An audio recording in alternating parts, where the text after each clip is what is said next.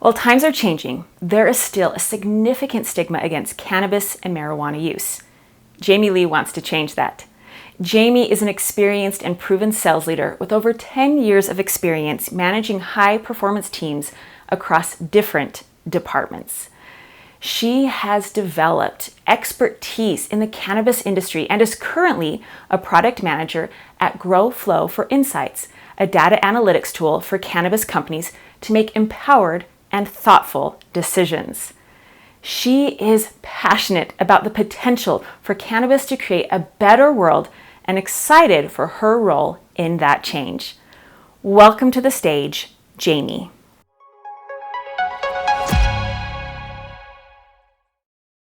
When I was 24, my father was diagnosed with lung cancer. He went to the doctor for back pain, and after 6 months of not knowing what the awful pain was from, they finally diagnosed him. Unfortunately, by the time they found it, it was far too late because it was already in his bones. His battle lasted 18 months before he passed away, so it was a quick decline. Towards the end, the chemo treatments were rough, and he was struggling with pain, nausea, lack of appetite, and sleep. His doctors prescribed him a lot of medication, including opioids, to help deal with all the side effects. The doses kept increasing as his symptoms worsened. Finally, it became too much, and the medication started making him numb. He was so weak, and he could barely walk and barely speak. Out of desperation, we reached out to a close friend who was growing marijuana illegally for his own chronic Crohn's disease. To say I was hesitant would be an understatement. Cannabis is often associated with images of stoners, hippies, and kids doing illegal drugs. I used to be guilty in believing in these stigmas. Growing up, I was taught that all drugs were bad, and I considered marijuana a gateway drug. But the belief that marijuana is bad changed dramatically when my father's situation worsened. After hearing what my father was going through, a friend came over. He had 3 jars of different strains of marijuana. You might be thinking smoking is the last thing a lung cancer patient should do, especially stage 3. And I wholeheartedly agree. But unfortunately, at that time, the cannabis industry was not as advanced as it is today, so access to tinctures and concentrates without a medical card was off the table. One strain was to help him sleep, one to give him energy and control pain, and the other to help him with nausea and appetite. I was skeptical at first. But seeing how my father was able to wean off prescription pills by incorporating cannabis, making his life a little better for a short period of time before he passed, I knew that marijuana was something that I seriously needed to reconsider. My parents wanted to protect me from harmful drugs, so my belief about the dangers of marijuana come from good intentions. However, this black and white thinking has also created some pretty bleak perceptions that have far-reaching consequences for those who depend on marijuana to manage and deal with pain. I believe we need to change the perception of marijuana after seeing how it helped my father. We need to educate ourselves and each other on how the end of marijuana prohibition is helping make an impact on society and social inequality. Working in the cannabis technology industry for the past 5 years, I've heard the most incredible and horrific stories from those around me.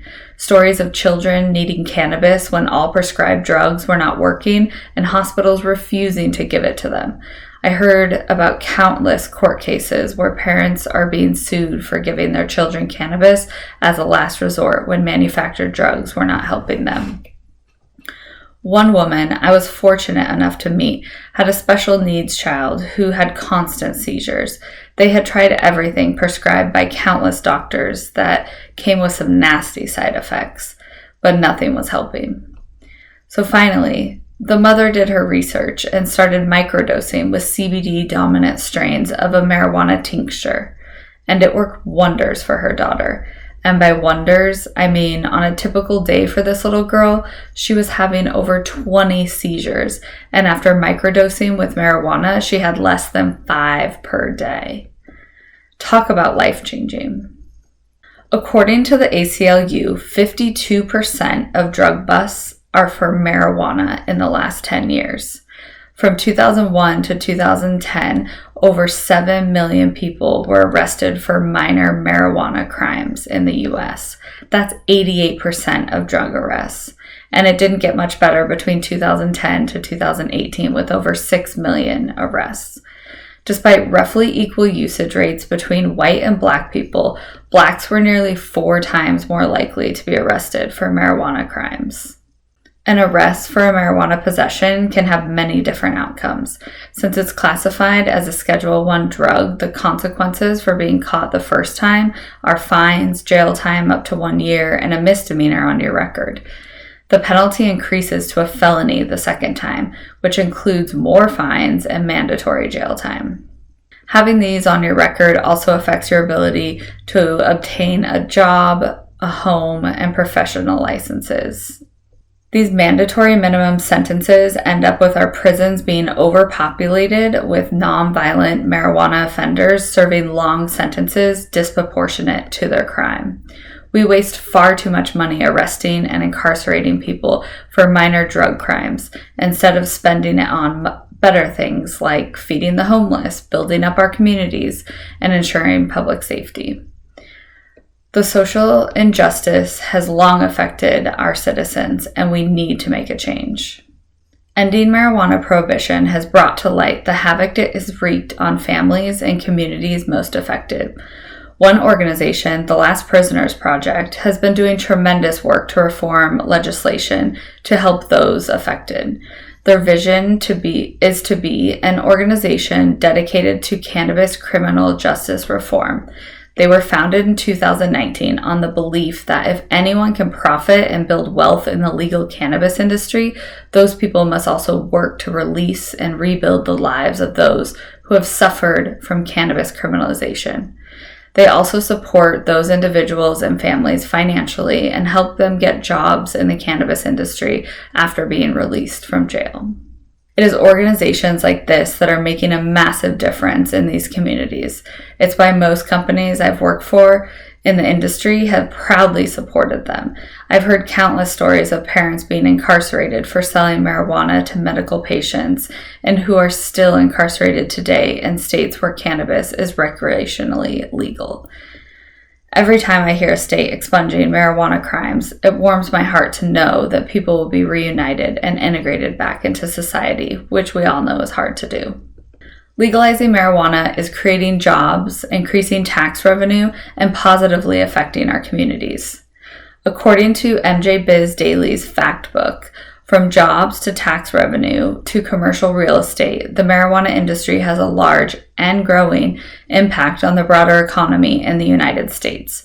The total U.S. economic impact from marijuana sales in 2021 is expected to reach $92 billion, up more than 30% from last year, and upwards of $160 billion is projected in 2025. These projections and numbers will continue to grow as more states legalize marijuana. The cannabis industry in 2020 had over 300,000 full-time employees. The tax revenue from cannabis in many states is being put back into helping rebuild communities by investing in mental health programs, low-income housing, public schools, while also contributing to the general tax funds. Each state distributes the monies a little bit differently. However, the key takeaway here is that everyone benefits from the legalization of marijuana. If there's one thing I'd like to leave you with today, it's a different impression of the cannabis industry. Many people are working hard to make it legitimate. So many people rely on the industry for their lives and health. As legalization continues to progress, families will continue to be reunited, and people will have access to this medicinal plant and live life a little bit better because of it. How can you help, you might be asking yourself? There are many local and national cannabis associations that are always working hard that you can help support. But most of all, please vote. Legislation will be pivotal in our lifetime. It will support our communities that have been most affected by this social injustice and make medicine more accessible for those who need it most. Over the last 5 years, people have often asked me why I work in the cannabis industry.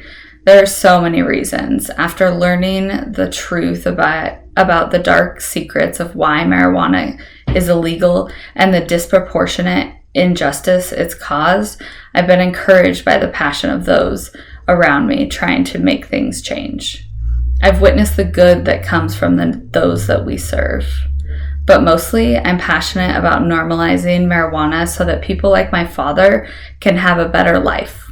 My dad is the reason I got into this work, and he's the reason I'll keep doing it. Thank you.